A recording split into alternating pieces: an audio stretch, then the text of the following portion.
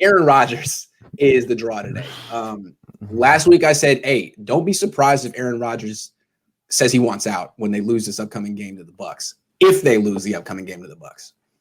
Now he's basically said it at his post-game press conference. He's like, I don't know what the future holds. We'll see. And now Adam Schefter has said, look, he wasn't happy about the Jordan Love thing. He's not happy that he keeps losing in the playoffs. He may decide he wants out. He may force his way to whichever team he wants. And they listed the Rams and Niners specifically because he owns a house in Southern California and he's from Northern California, went to Cal. The question here is, what do you think the price is for Aaron Rodgers, and is he worth it, Botond? Well, I do think that in Green Bay there is a lot of respect when people are talking about Aaron Rodgers, and I think that he earned that respect from the franchise as well. That's why I don't think that if he wants out, then the franchise will want to earn as much as they could in a different situation.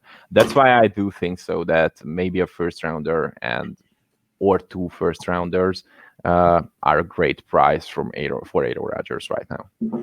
I think they can get 2 first rounders for Rodgers, even though he's almost 38 or whatever. And is that too much for the Niners? Almost. But well, I think they're creative. What are you going to say?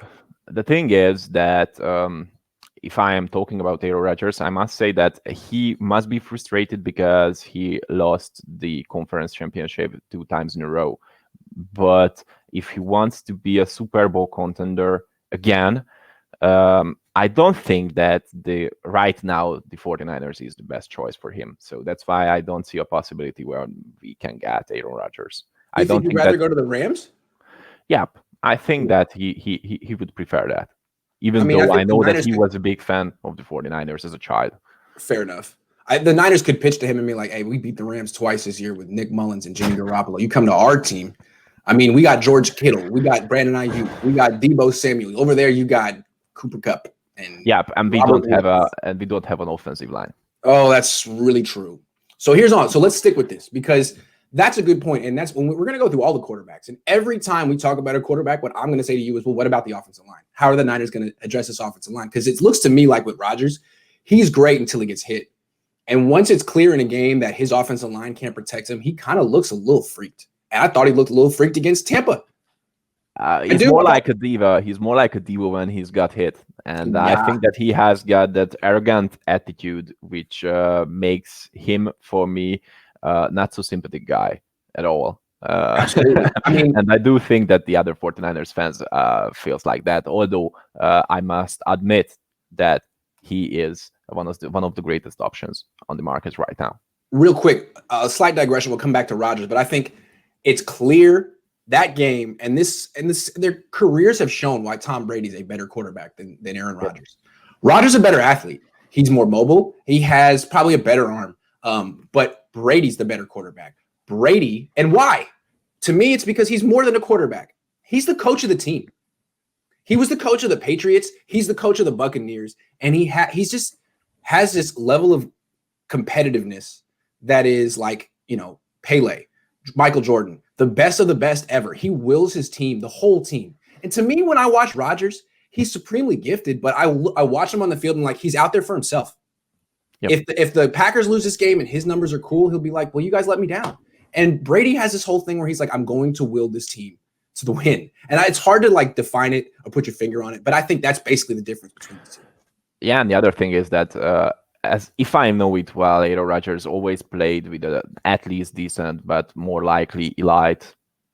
Just stuck with the elite word, with an elite offensive line. And if you remember last year when we beat the Packers for the first time, our defensive line just destroyed that offensive line. And I don't know if you remember that frustration that Aaron Rodgers had that game. Yes. He basically was like, I quit. It's not going to happen. Forget it. Real quick, we keep talking about, I want to discuss Rodgers a little bit more, but let's bring up that's not it. Let's bring up the contract real quick and just show you why this is feasible for the Niners and why he needs to leave the Packers. First of all, this $37 million cap number is way too high for any team. 20.6%. There's no way they can get this really down. They would have to extend his contract, and they don't want to do that because they drafted Jordan Love. They'd have to lock themselves in long term. So I think he needs to go. And on the Niners, this prorated bonus, they wouldn't be responsible for it. So his number would be like 22 something. And then here it would be like 24 something. So he's actually affordable for the Niners. And again, I think this move would be a move the Niners would make after June 1, because if you trade him before June 1, look at the cap, the dead cap. They don't save any money. All they save is $5 million trading him before June 1, but they trade him after June 1. They save $22 million. That's a difference of 17. So I think that'd be the one way the Packers like, okay, fine, Aaron, you want to go. You got to wait a little bit because it's not in our interest to trade you before June 1. That's the only thing I'm saying. Only thing. Yep. That's a good question. Jerry Moore. Why don't teams sit back and wait until he gets cut? I think that's a great question. Hold on. Who asked that? Jerry Moore. Why don't teams sit back and wait until he gets cut? Because there will be a team who will give draft picks for Aaron Rodgers. But again, I think what I think what Schefter's saying and what Jerry Moore might be alluding to is Rodgers could say, no, like, I want to go to one team. I'm Aaron Rodgers. I've played here forever. I've earned the right to choose my next team. I think he might say that. And I don't know. And you said, like, why would he choose the Niners? That's fair. He might choose the Rams instead. But if it's down to the Niners or the Rams and you have a 50% chance, like, call. See if you can set up a dinner at Morton's when it opens up and figure that out. Yeah. Right? And so, again, the final part of our question is, what is the price and is he worth it? So we're saying maybe 2 first. Let's play it out. Let's say they have to wait until after June 1, which means they'd be trading picks from 2022, not 2021. Would you trade the first rounder in 2022 and Nick Bosa for Aaron Rodgers? Because to me, Nick Bosa is a nice little trade chip the Niners have because he's worth a whole lot. He was the number 2 pick in the draft. People love him, and I have questions about his durability, and he's going to get a lot of money at some point. What's he what I didn't know the chance of the question. Bosa and 2022 1 for Aaron Rodgers. Is that worth it? Well, it's worth it. But to be honest, if Nick Bosa is going to be at least okay, but in a good shape when we are getting into June, when this trade can come up, I think that we just shouldn't give a first rounder with Nick Bosa to trade for Aaron Rodgers, because defensive ends and of course elite defensive ends has a lot of value, almost as much value as a quarterback. So and I'm trying to leverage that in the trade. That's why I'm throwing him out there. This guy is very valuable. He might be worth more than a number 1 pick. Like, honestly, I think the Niners could offer Nick Bosa to the Jets for that number 2 pick in the draft and get it. It's very, very valuable. Yep. And right now he is. Yeah, he is. So I'm thinking it's a way to avoid trading 3 first-round picks for a 38-year-old quarterback. Trade 1 first-round pick and a player who has 2 ACL surgeries in his past. Yep.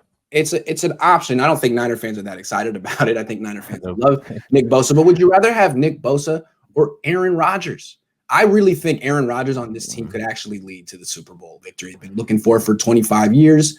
I think it could happen. I mean, they should have had Brady because Brady is better than Rodgers. And even if they get Rodgers, they're probably going to have to go through Tampa next year. Well, imagine the fight between Aaron Rodgers and Mike McGlinchey. We need to talk about that. So the final point with Aaron Rodgers, and like I said, we got to talk about the offensive line when going through scenarios of adding quarterbacks. The one thing if you can trade for Rodgers after June 1 and trade a 2022 pick and Bosa, you keep the 12th pick in 2021, right? You keep that and you use that on the best offensive tackle available or the best edge rusher available, whichever you want to replace, or you trade down 2 spots and get both. That's what's nice about this is you keep that 2021 pick and you got options.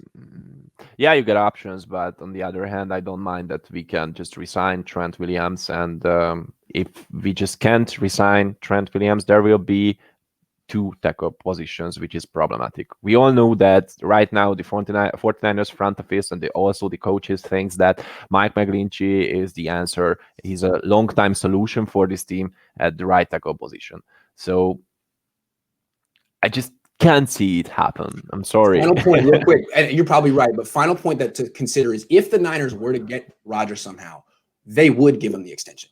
They'd say, here's 4 years, and that means it's a signing bonus. Your cap number is low in 2021. It gets bigger as time goes on. And now it's actually easier to re-sign guys like Trent Williams and Jason Verrett. So there's a lot of reasons why it's I do think it's in the Niners' interest, but I don't know if it'll necessarily get done. It'll be tough.